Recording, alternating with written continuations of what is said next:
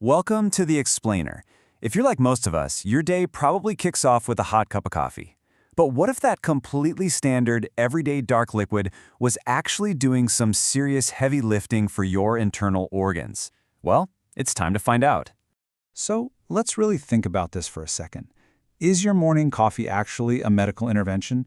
We need to stop looking at it as just a simple stimulant that jolts your brain awake and start seeing what the clinical data reveals it to be.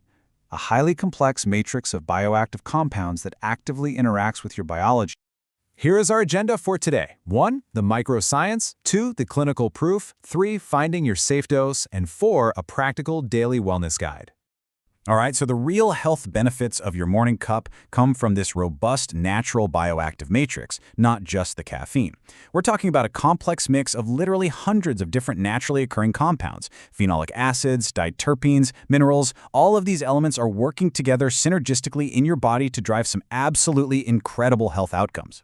And a massive star of this bioactive show is chlorogenic acid. Think of this specific polyphenol as basically an anti-rust coating for your internal organs, especially your liver.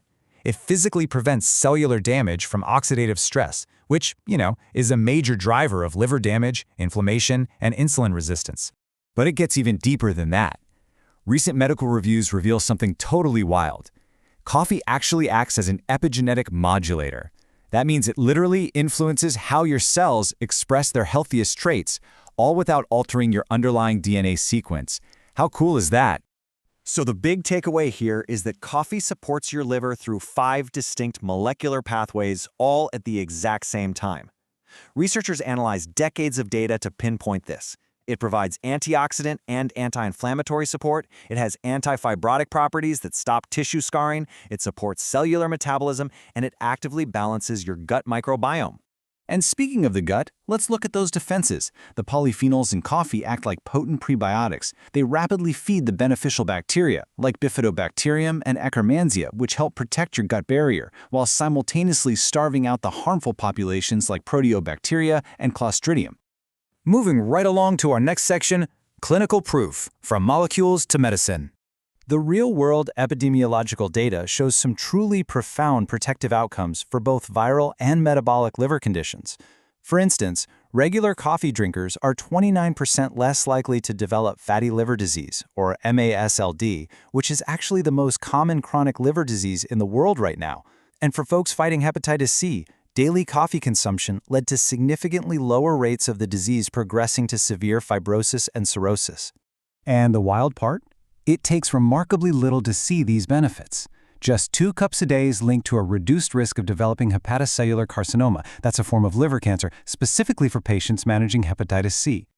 On top of that, coffee helps mitigate physical damage from excessive alcohol consumption. The data shows regular coffee drinkers have objectively lower levels of AST, GGT, and ALT. Those are the specific enzymes that signal acute liver stress. It's literally soothing the inflamed organ. Okay, let's transition to finding your safe dose, the J-curve.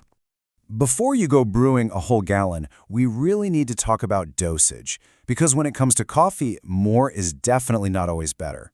A massive meta-analysis of over 3.7 million people shows this clear dose-response J-curve.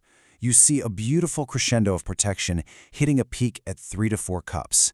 That's your absolute sweet spot. But right after 4 cups, the curve shoots back up and drops you straight into danger territory. So for most healthy adults, keeping your intake capped at 400 milligrams of caffeine, which is roughly 3 to 4 standard cups, maximizes those cardiovascular and liver benefits without totally overwhelming your system. But listen, absolute caution is required here. Exceeding 5 cups completely flips the script. It can elevate your LDL, or bad cholesterol, increase dyslipidemia risk, and cause some pretty severe physical distress like heart palpitations, anxiety, insomnia, and major gastrointestinal issues. And hey, how you brew matters immensely too. Love your French press? You might want to rethink that for your daily cup. Unfiltered methods like French press or boiled coffee hold on to raw compounds called diaterpenes that can actually raise your lipid levels over time.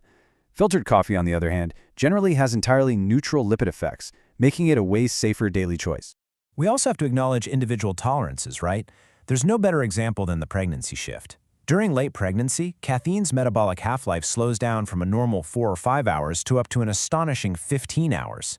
That means vastly longer exposure, requiring strict daily limits. All right, let's wrap this up with your practical daily wellness guide. Let's turn all this complex science into a super simple 3-step routine for your morning habit. Step 1, stick to the J-curve and cap your daily intake at 3 to 4 cups or 400 milligrams. Step 2, drink it black or at least skip the massive amounts of sugar and heavy cream. Loading it with sugar completely kills those anti-inflammatory benefits we just talked about. And step 3, listen to your body. Adjust strictly based on your own anxiety or heart tolerance. Just like preventative cardiology dietitian Michelle Ruthenstein reminds us, coffee contains specific compounds like chlorogenic acid and polyphenols that put in the real protective work. They're the ones delivering that antioxidant, anti-inflammatory, and liver-modulating magic. So, knowing everything we just unpacked about this incredibly complex biological matrix, how are you going to optimize your brew tomorrow morning? Are you switching to a filter, dropping the sugar? Your morning coffee is a daily medical intervention. The only question left is, what kind of medicine are you prescribing yourself today?